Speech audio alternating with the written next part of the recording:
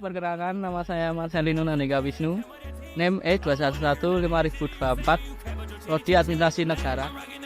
Perkenalkan, nama saya Muhammad Rafi Aminuddin, NIM E215026 dari Prodi Administrasi Negara. Thank you. Halo, perkenalkan nama saya Salik Khalilur Rahman dengan NIM E2140 dari Prodi Administrasi Negara. Di sini saya akan membahas hasil dari kerja kelompok kami. Akuntansi sektor publik memiliki peran penting untuk menyiapkan laporan keuangan sebagai salah satu bentuk pelaksanaan akuntabilitas publik. Akuntansi dan laporan keuangan mengandung pengertian sebagai suatu proses pengumpulan, pengelolaan, dan pengkomunikasian informasi yang bermanfaat untuk pembuatan keputusan dan untuk menilai kinerja organisasi. Informasi keuangan bukan merupakan tujuan akhir akuntansi sektor publik. Informasi keuangan berfungsi memberikan dasar pertimbangan pengambilan keputusan. Informasi akuntansi merupakan alat untuk melaksanakan akuntabilitas sektor publik secara efektif ke tujuan akhir sektor publik itu sendiri. Karena kebutuhan informasi di sektor publik lebih bervariasi, maka informasi tidak terbatas pada informasi keuangan yang dihasilkan dari sistem akuntansi dan organisasi.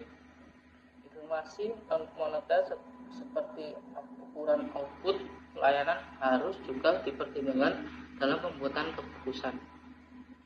Organisasi sektor publik dituntut untuk dapat membuat laporan keuangan eksternal yang meliputi laporan keuangan formal seperti laporan surplus atau defisit, laporan realisasi anggaran, laporan rugi atau laba, laporan aliran kas neraca, serta laporan kinerja yang dinyatakan dalam ukuran finansial dan fungsi dan tujuan.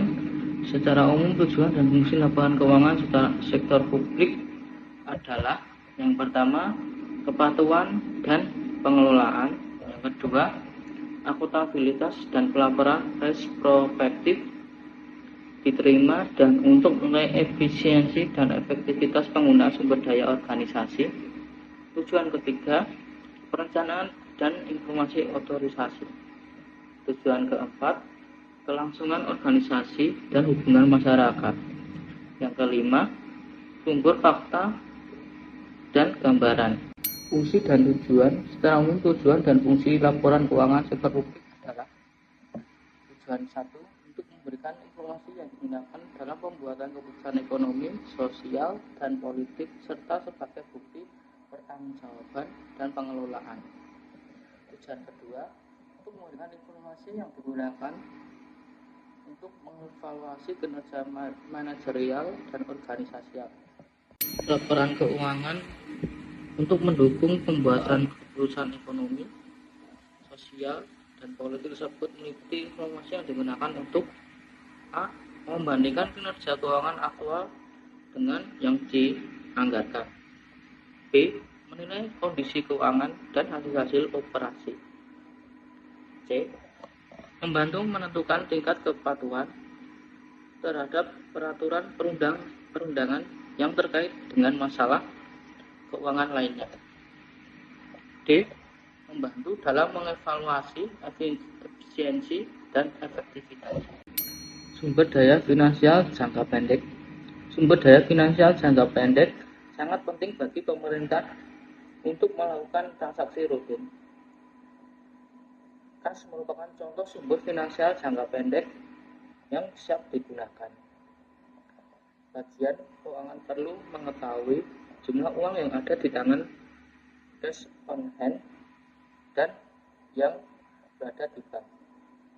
Jika sumber finansial tidak mencukupi untuk membiayai transaksi jangka pendek, maka perlu dicari cara untuk menutup kebutuhan finansial jangka pendek tersebut, mungkin dengan menggunakan pinjaman. Selanjutnya, kondisi ekonomi. Kondisi ekonomi suatu entitas mengacu pada seberapa bagus nilai ekonomi suatu entitas pada waktu tertentu. Nilai ekonomi merupakan salah satu antara sumber daya total yang dimiliki oleh suatu entitas dengan total uang yang menjadi kewajibannya. Unit pemerintah dapat dipandang sebagai lembaga politik dan juga sebagai lembaga usaha. Sebagai lembaga politik, pemerintah merupakan alat untuk menyejahterakan konstituennya. Di sisi lain, pemerintah juga dapat dipandang sebagai lembaga usaha yang dapat dibenarkan secara hukum untuk memiliki kekayaan, melakukan kontrak, dan transaksi ekonomi sebagaimana perusahaan swasta. Oke, kali ini saya akan membahas tentang fungsi dan tujuan laporan keuangan sektor publik, ketentuan hukum, kontrakstual, dan ketentuan lainnya. Apa itu ketentuan hukum?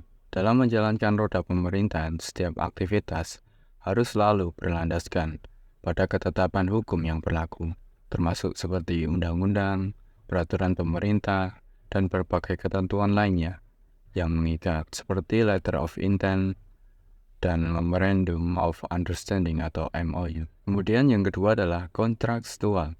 Apa itu kontrakstual? Misal pemerintah bertanggung jawab untuk memastikan bahwa semua sumber dana digunakan sesuai dengan kesepakatan kontrakstual yang telah disetujui, menjaga transparansi dan akuntabilitas dalam penggunaan dana publik.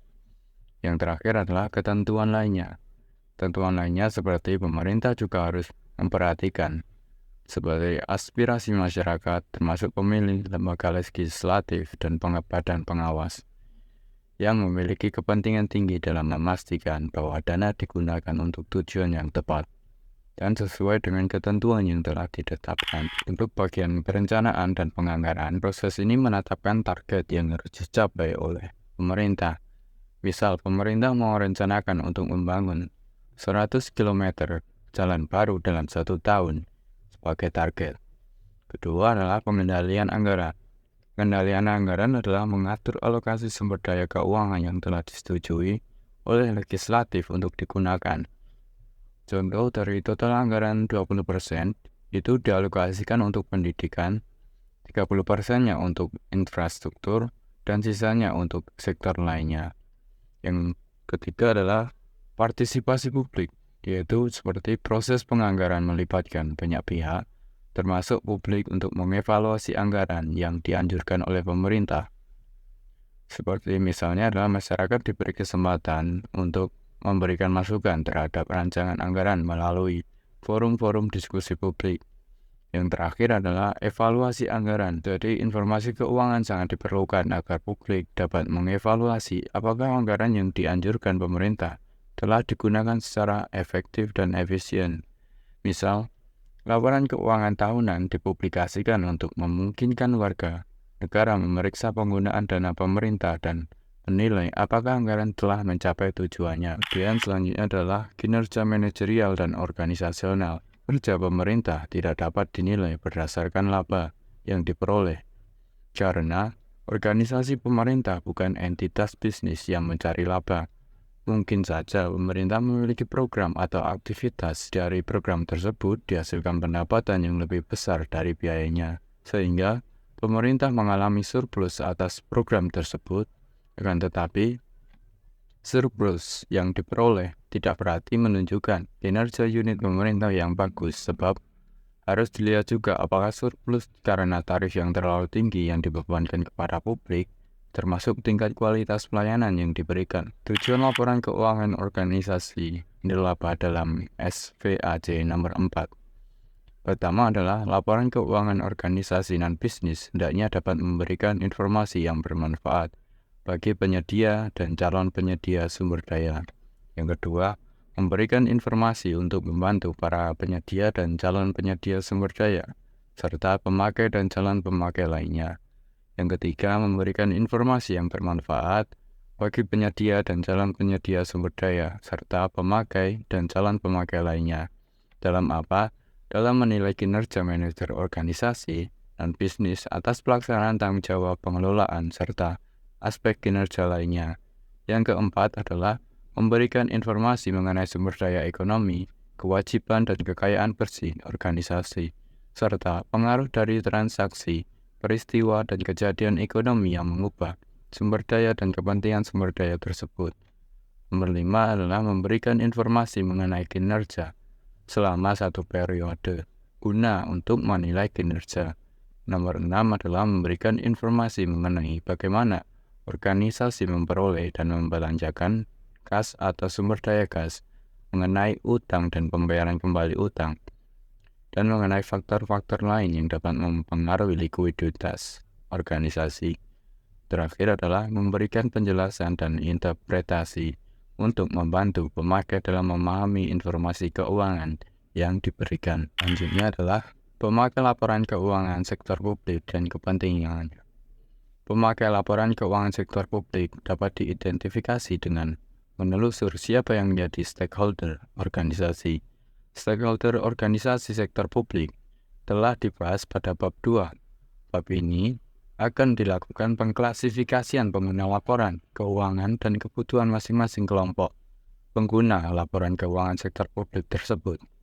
Dapat dilihat bahwa terdapat ke-10 kelompok pemakai laporan keuangan adalah 1. Pembayar pajak atau taxpayer, 2. Pemberi dana, bantuan atau grantor, ketiga adalah investor, keempat adalah pengguna jasa atau fee paying service recipient, nomor 5 adalah karyawan dan pegawai, ke-6 adalah pemasok atau vendor, ke-7 adalah dewan legislatif, ke-8 adalah manajemen, selanjutnya adalah pemilih atau voters, dan terakhir adalah badan pengawas atau oversight bodies.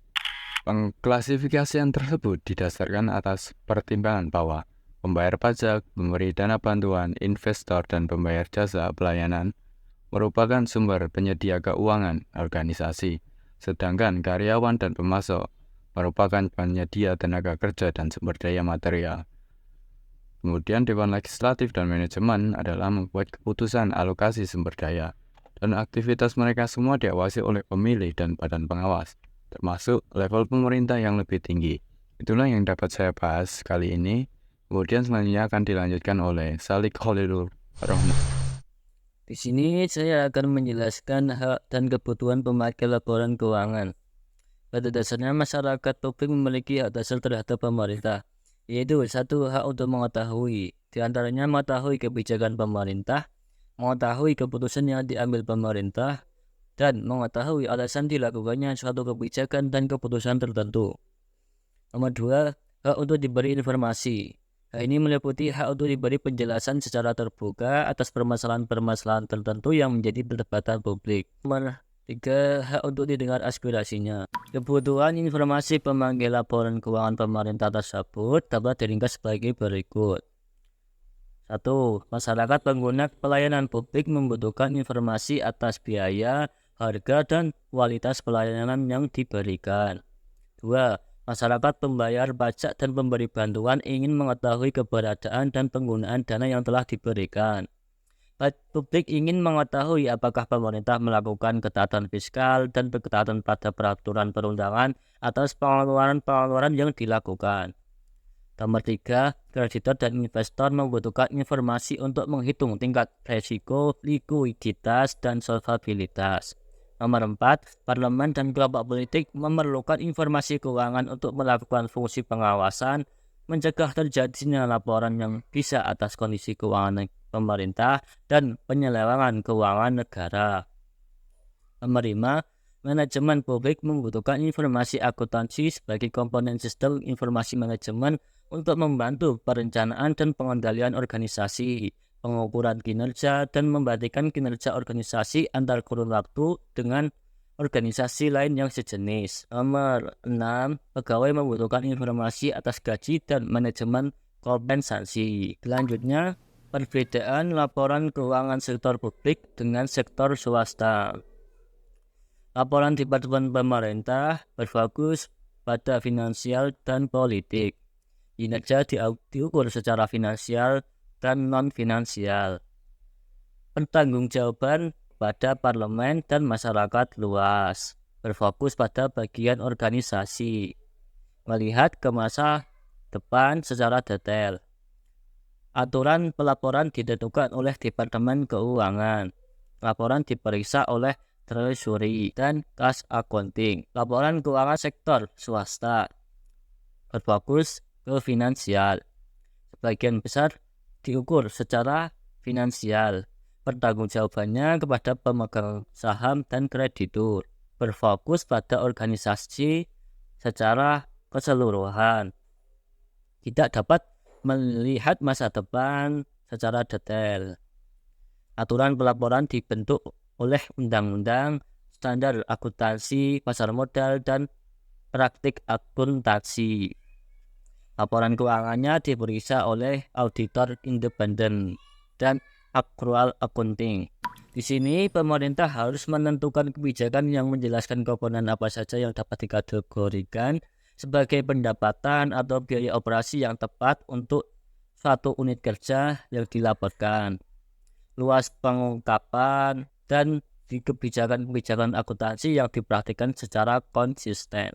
Pemerintah dapat diharapkan memberikan tambahan informasi untuk hal-hal sebagai berikut. 1. Fokus pengukuran dan dasar akuntansi yang digunakan untuk pembuatan laporan.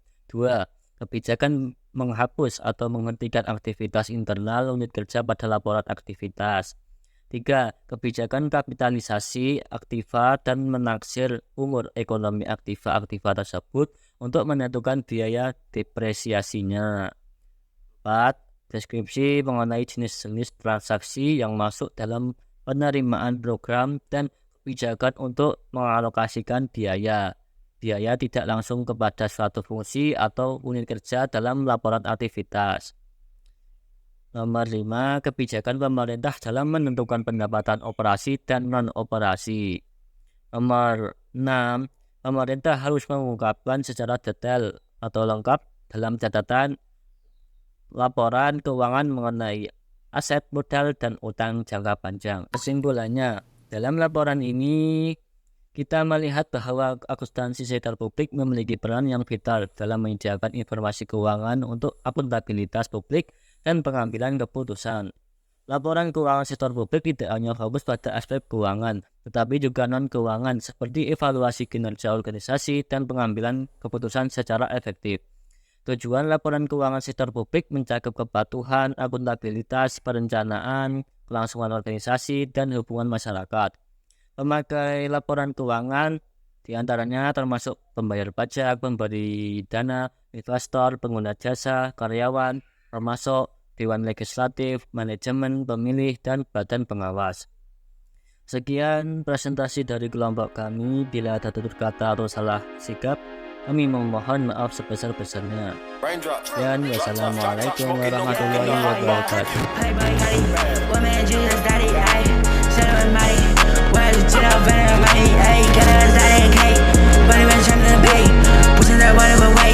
I do a good every way, you can't do it, man, I'm